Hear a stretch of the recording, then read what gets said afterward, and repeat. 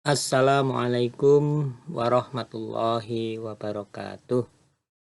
Alhamdulillahirabbil alamin.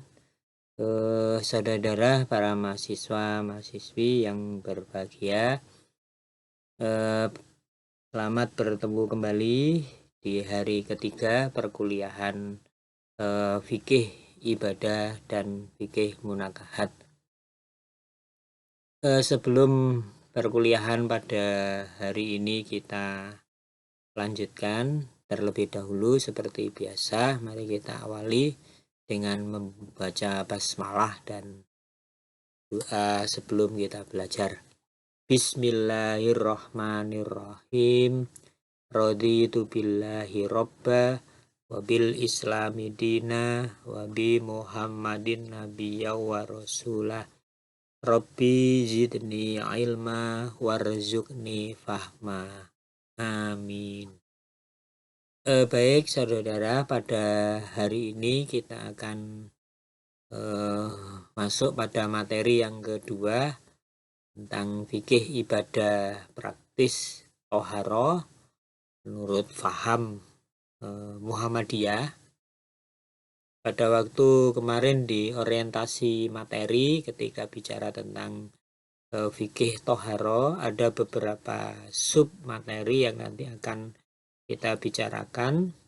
Yang pertama yaitu pengertian toharoh, kemudian yang kedua macam-macamnya toharoh, kemudian yang ketiga tata cara toharoh berwudu, kemudian tata cara toharoh tayamum, dan juga tata cara toharoh mandi wajib. Dan terakhir nanti hal-hal yang menjadi pembatal dari toharoh. Nah, sebelumnya landasan dari ibadah toharoh ini yaitu tersebut di dalam surat Al-Maidah ayat yang ke-6. Allah Subhanahu wa taala berfirman, A'udzubillahi minasyaitonirrajim.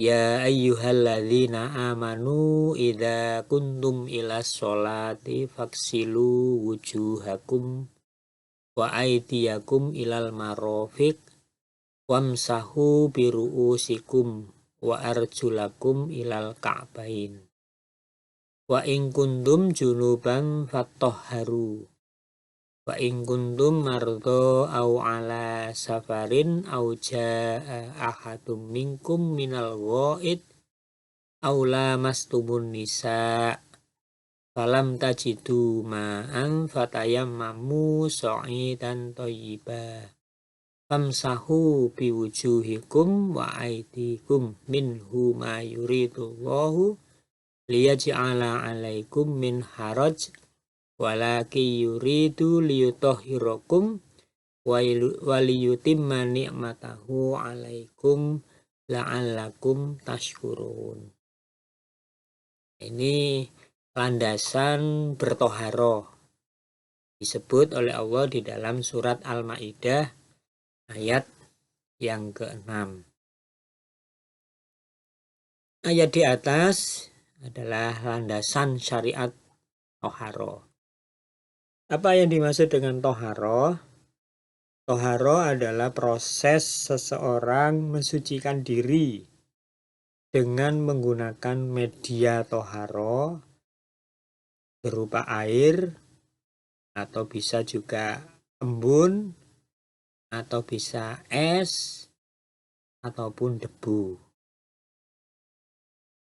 Secara lebih rinci, ayat di atas tadi, surat Al-Maidah ayat yang ke-6, mengandung beberapa syariat terkait dengan 1. Fungsi toharoh, 2. Macam dan jenis-jenis toharoh, 3. Pembatal toharoh. Nah, yang pertama kita lihat fungsi toharoh. Sesuai dengan bunyi awal teks ayat di atas, yaitu idza kumtum ilas sholah. Jika kamu hendak melaksanakan sholat, maka bertoharolah.